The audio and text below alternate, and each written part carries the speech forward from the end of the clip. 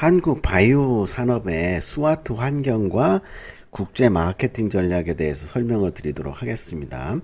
바이오 산업이라고 하면은 바이오 테크놀로지 인더스트리 이렇게 하고 BT 이렇게 많이 부르고 있는데 4차 산업혁명 시대에 우리 인류의 그 획기적인 복리 증진이라든지 건강이라든지 뭐 행복 이런 걸 추구하는 데 있어서 바이오 산업이 굉장히 중요한 역할을 하고 있고, 그다음에 평균 연령이 거의 이제는 90세 넘어가고 100세를 바라보고 있기 때문에 지금 태어나는 그 사람들은 대부분 100세까지 무난하게 살 수 있다 이렇게 얘기를 하고 있고, 100세 이상도 우리 건강하게 우리가 오랫동안 살 수 있는 산업이 바로 바이오 산업이다 이렇게 얘기를 할 수가 있고요.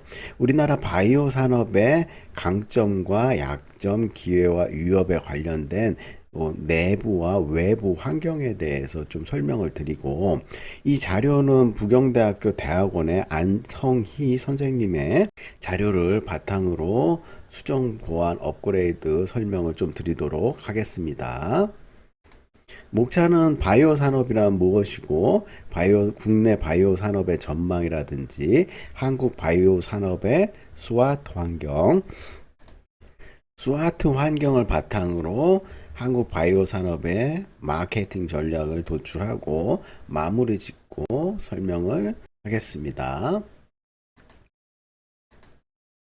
바이오 산업이라고 하면은 생명공학 기술, 바이오 테크놀로지를 기반으로 생물의 기능과 정보를 활용하여 다양한 부가가치를 생산하는 산업을 우리가 바이오 산업이라고 하고, 응용 분야가 매우 다양하기 때문에 바이오 산업은 제품에 따라 분류되지 않고 기반 기술의 적용 대상에 따라 구분되어 칭하는 범위가 굉장히 넓다 이렇게 말씀드릴 수 있고, 바이오 산업의 범위는 국가별로 차이가 있지만 보통 크게 그린, 화이트, 레드 세 분야로 분류된다.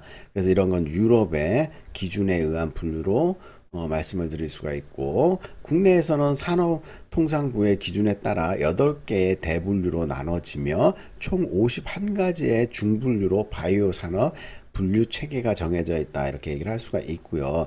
유럽의 분류 기준에 따라 갖고 보면은 그린 바이오 테크놀로지 하면은 이게 아그리 푸드 하면은 농업과 식량 관련돼 가지고 그린 바이오 농업이다 이렇게 얘기를 할 수가 있고요. 식물 유기체 및 식물 세포를 사용하여 식품, 생체 재료, 에너지의 생산 또는 변형을 위한 기술이다 이렇게 얘기를 하고 있죠. 여기서 보면 에너지, 우리가 이제 콩류 있죠. 콩에서 콩기름을 짜가지고 자동차 연료로 쓴다든지 여러 가지 뭐 식품을 만든다든지 이런 바이오 농업 분야, 그다음 레드 바이오테크 해가지고 의약 바이오 분야가 있어요. 그래서 의약품 및 치료제 생산을 위한 생명공학을 응용하는 분야. 그 다음에 화이트 바이오 해갖고 산업 분야의 바이오인데, 식물 유기체 및 식물 세포를 사용하여 식품, 생체 재료, 에너지의 생산 또는 변형을 위한 기술을 만드는 게 바로 산업 바이오다 이렇게 얘기를 하고 있어요. 자, 그래서 이 세 가지 유럽 기준에 따라 설명을 드렸는데, 여기 보시면 농업 바이오하고 산업 바이오하고 한글로 설명하는 게 같아요.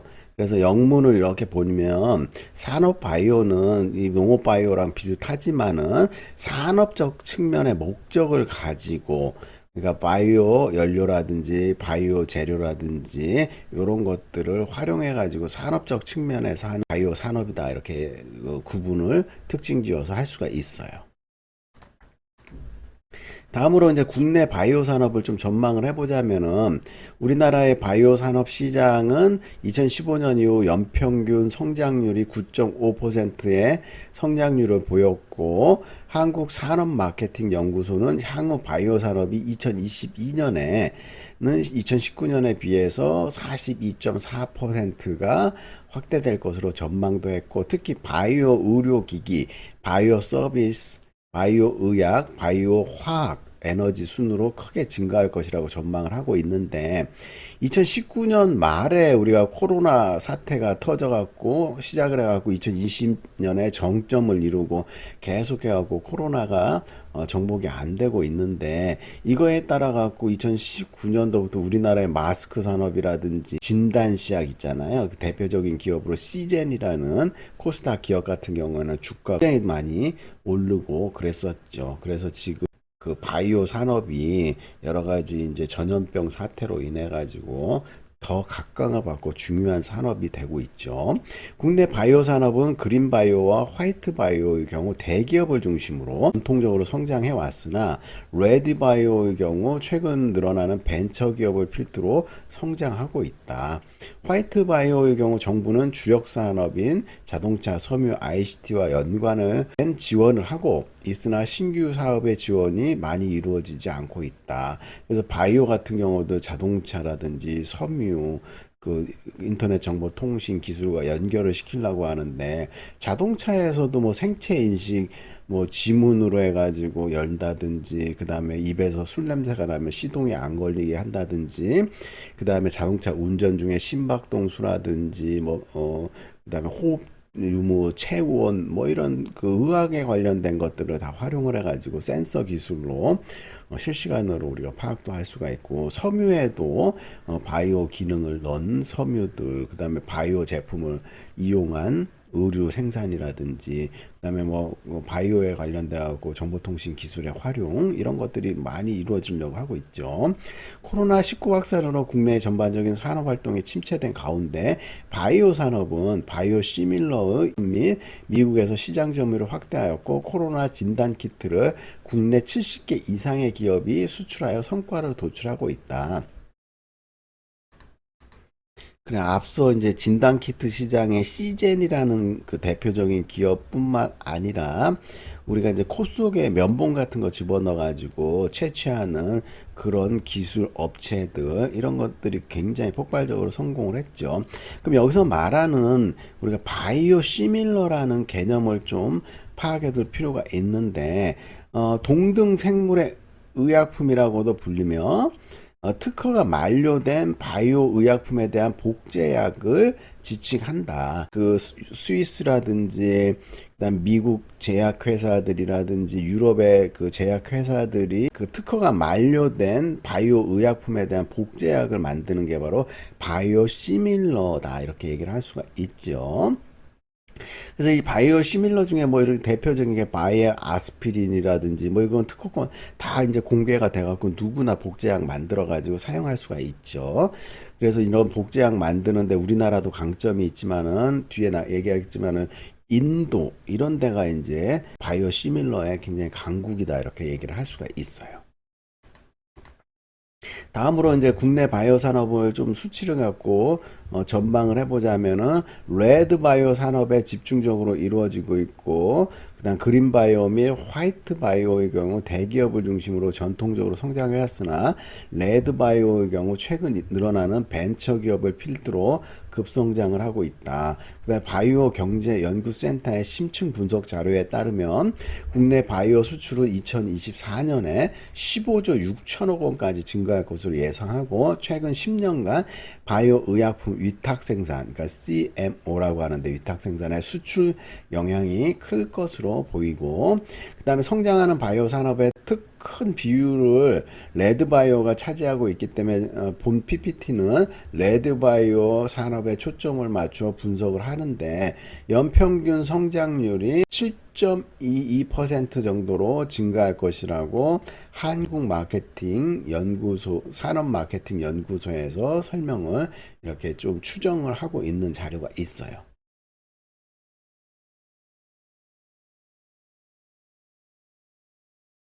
한국 바이오 산업의 스와트 환경을 설명을 추가적으로 더 드리자면은 스와트 환경에서 장점, 약점, 기회, 위협에 대해서 좀 정리된 것들을 요약해서 말씀드리고 그 다음에 하나하나 풀어가지고 설명을 좀 드려보도록 할게요.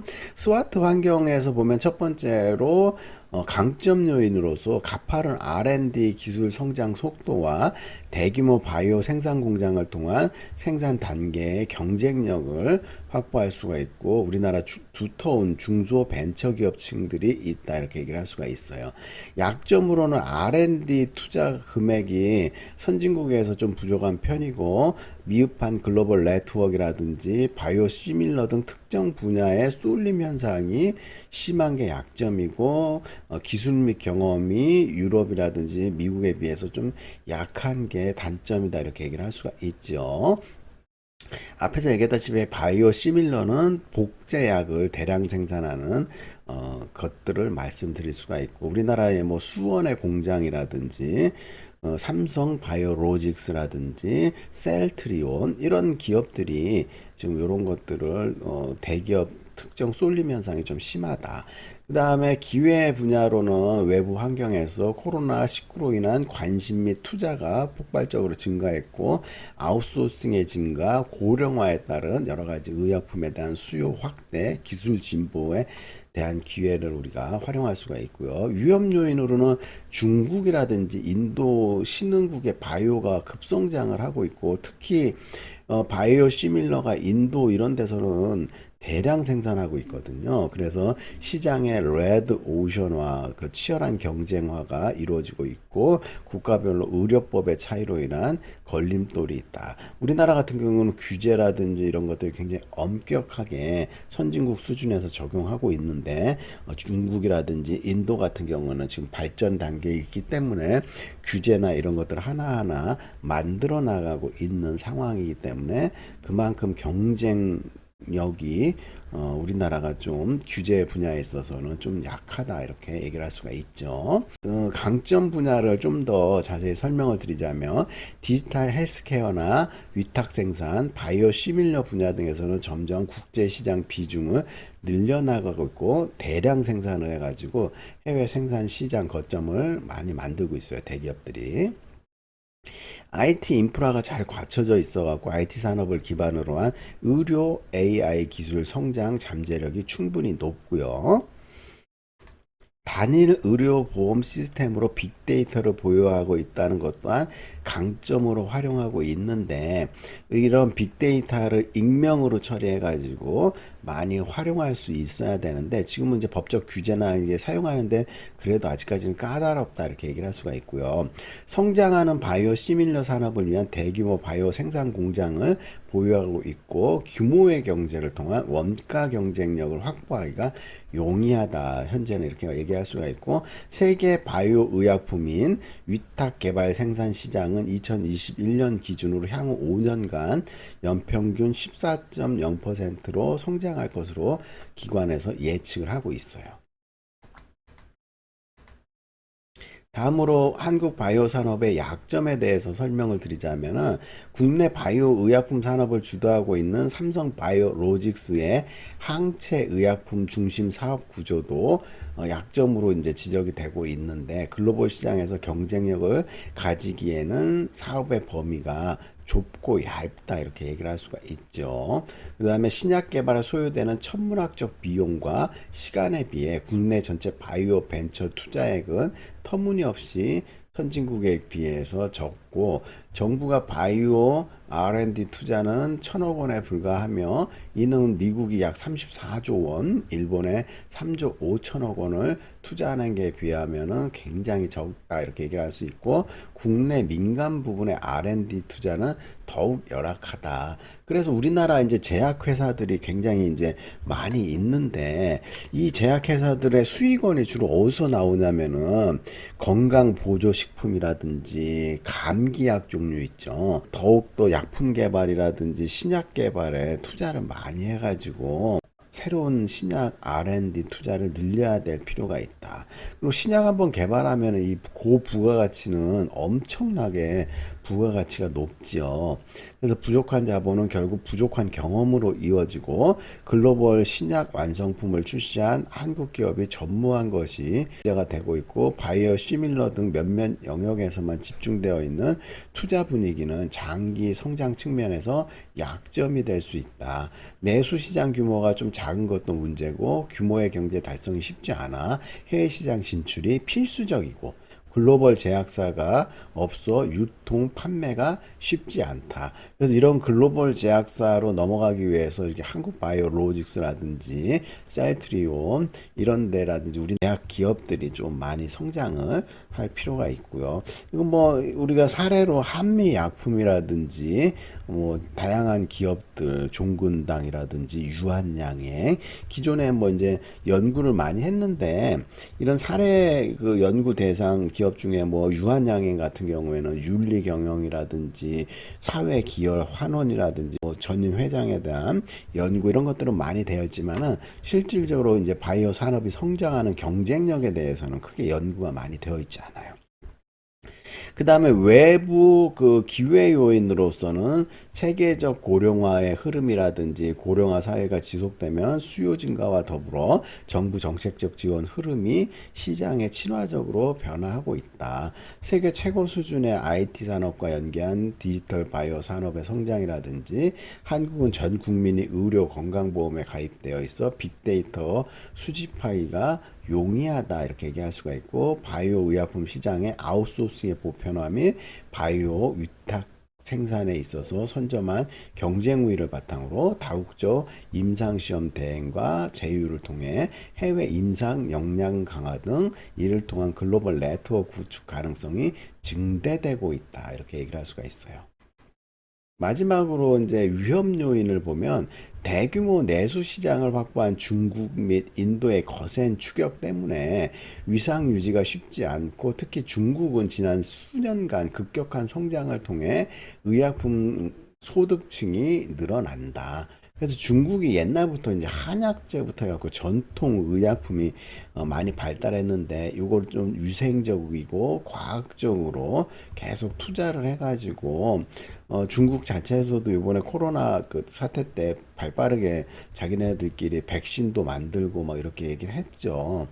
그 다음에 2015년 미국 바이오 벤처 기업 테라노스 등 실제 가치보다 기술을 과대포장하는 업계 경향은 투자자를 망설이게 하는 요인이 됐다. 그래갖고 이 바이오 벤처 기업들이 엄청나게 이제 과대포장을 해갖고 증시에 거품을 만들어내고 어느 날 기술이 허황된 거다 판단돼 갖고 투자자들이 굉장히 피해를 많이 보고 그랬어요. 그래서 이러한 것들이 좀 위험 요인이 될 수 있고 국가별로 상이한 의료 분야의 인증이라든지 규제로 인한 추가 비용이 발생하고 디지털 헬스케어와 같이 개인정보 및 의료 데이터는 국가마다 규제가 상이하며 해당 국가에서 활용 가능한 경우에도 서버 구축 및 현지 법인화 등 법제적 해결책이 많이 필요로 하다. 그다음에 글로벌 상호 운용성 확보가 필요한 상황에서 국가별 전략 시행이 가능한 글로벌 메이저 기업의 지배력이 높아지고 있다는 점도 위험 요소다 이렇게 얘기를 하고 있죠. 그래서 글로벌 다국적 기업인 얀센이라든지 뭐 여러 가지 이제 기업들이 우리나라가 이제 기술력을 따라가고 극복해야 될 기업들이 많이 있어요. 그리고 미국에 있는 화이자 기업이라든지 화이자 이번에 코로나 사태로 인해 갖고 백신이라든지 치료제 그 엄청난 지원금을 받아 갖고 그 약들을 또 판매하고 그래 갖고 요 몇 년간 화이자라든지 백신 생산 업체 얀센이라든지 뭐 이런 기업들이 천문학적인 수익을 거둬들였죠.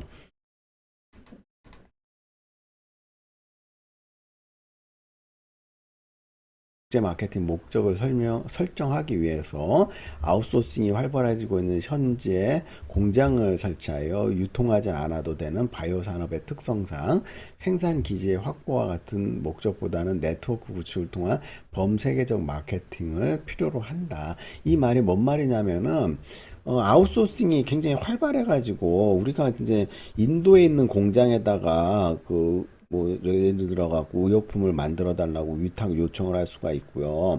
일단 미국이라든지 유럽도 우리나라 수원에 있는 삼성 바이오로직스라든지 셀트리온의 그 위탁 생산을 의뢰해 가지고 엄청난 백신 뭐 이런 것들을 앰플 이런 것들을 생산 위탁 생산해 갖고 만들 수가 있어요. 그래서 우리가 원천 기술만 있으면 인도든 중국에다가 위탁 생산을 해 가지고 글로벌 네트워크를 통해 가지고 바이오 산업의 수익을 창출할 수 있다 이렇게 얘기를 할 수가 있고, 국제적 네트워크 구축을 통해 판매 시장을 확보하고 원천 기술 흡수 등 R&D 발전과 규모의 경제 실현에 목적을 두고 바이오 산업의 국제 마케팅 노력을 해야 된다 이렇게 말씀을 드릴 수 있고요. 시장 선정에 있어서는 국내 시장은 글로벌 바이오 산업 시장의 1% 비중 정도 차지하고 있고, 이러한 내수 시장의 한계를 극복하기 위해서는 글로벌 시장 진출이 필수적이고, 이를 위해 국제 마케팅 전략이 중요하다.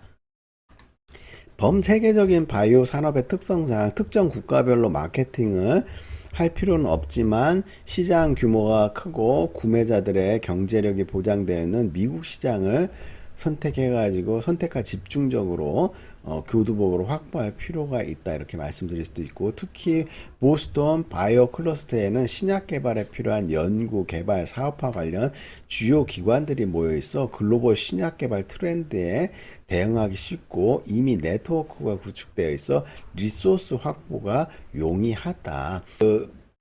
미국의 보스턴 바이오 클러스터는 실리콘밸리라든지 뉴욕의 금융가처럼 이렇게 그게 관련 기관들이 이렇게 바이오 쪽으로 많이 모여 있어 가지고 정보라든지 이런 거 얻기가 수월하다 이렇게 얘기를 할 수가 있고요.